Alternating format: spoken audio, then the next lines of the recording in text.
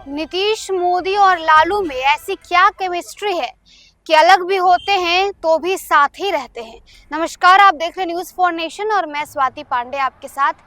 बिहार की राजनीति में भले ही नीतीश कुमार कमजोर पड़ते जाते हैं, लेकिन उनकी ताकत का एहसास तेजस्वी को नहीं, लेकिन उनके पिता यानी कि लालू प्रसाद यादव को है। तभी तो तेजस्वी के नाना के बावजूद भी लालू ने हामी भर दी है। भले ही तेजस्वी को ये लगता होगा कि उम्र दराज होते जा रहे हैं नीतीश कुमार और यही कारण है कि वो और कमजोर होते जा रहे हैं, लेकिन असल में नीतीश कुमार कमजोर नहीं बल्कि असली ताकत तो नीतीश कुमार के पास ही है। तभी तो बीजेपी और राजद को दोनों को ही नीतीश कुमार के दरवाजे पे खड़े होकर के नाक रगड़ना पड़ता है। अब बिहार के सियासी गलियारों में यही तेजी से ये सवाल दौड़ रहा है कि क्या एक बार फिर से नीतीश कुमार पलटी मार लेंगे। जैसे नीतीश कुमार लगातार हरकतों में आ रहे हैं, लगातार यात्राएं कर रहे हैं, अचानक से कभी गवर्नर हाउस पहुंच जाते हैं यानी कि राजभवन पहुंच जाते हैं, राज्यपाल से मुलाकात करने लगते हैं। और इधर अगर राजद की बात करें तो भले ही तेजस्वी यादव लगातार ये कह रहे हों कि हाँ हम उनके साथ नहीं जाएंगे और उनको कभी अपने साथ नहीं लाएंगे, लेकिन लालू प्रसाद यादव ने तो ऑफर दे ही दिया है, यानी कि लालू का ऑफर नीतीश को पहुंच चुका है। अब 2025 के बिहार विधानसभा चुनाव को लेकर के बिहार के तमाम जितने भी राजनीतिक विश्लेषक हैं, जो रणनीतिकार हैं, वो क्या सोचते हैं, उन्हें क्या लगता है कि नीतीश कुमार एक बार फिर से पलटी मार लेंगे और नीतीश कुमार के दरवाजे पर नाक रगड़ेगी अगर राजद, तो क्या उन्हें एंट्री मिल जाएगी। लालू प्रसाद यादव बिहार के सीएम और जदयू के राष्ट्रीय अध्यक्ष नीतीश कुमार के स्वागत के लिए अपना दरवाजा खोलकर बैठे हुए हैं।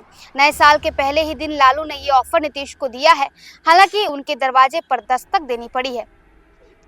विधानसभा में 43 विधायकों की पार्टी का नेता होने के बावजूद कभी राजद तो कभी भाजपा को उन्हें मजबूरन मुख्यमंत्री बनाना पड़ता है।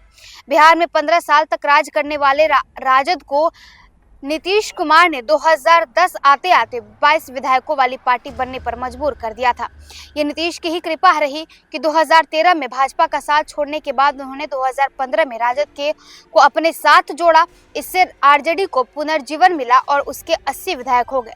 लालू को नीतीश की ताकत का अंदाजा था, इसलिए उन्होंने राजद से कम 71 विधायकों वाली जदयू से नीतीश को सीएम बना दिया।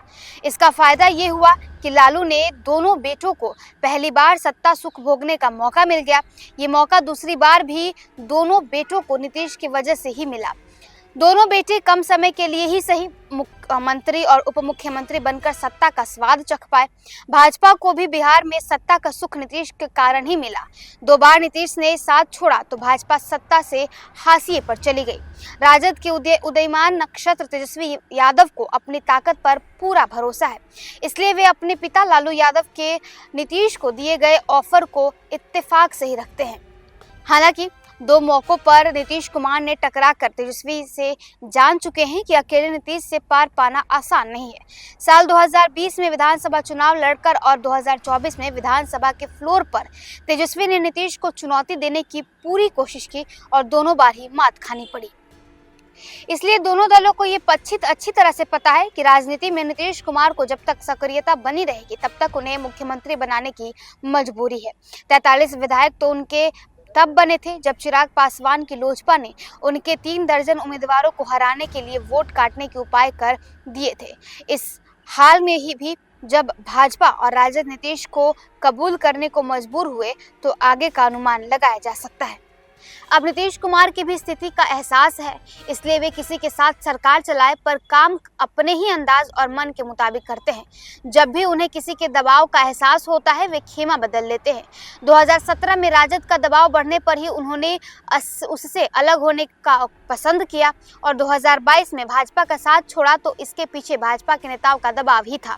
भाजपा नेता तब बार बार उन्हें यह एहसास कराते थे कि उनके अनुकंपा पर सीएम बने हैं।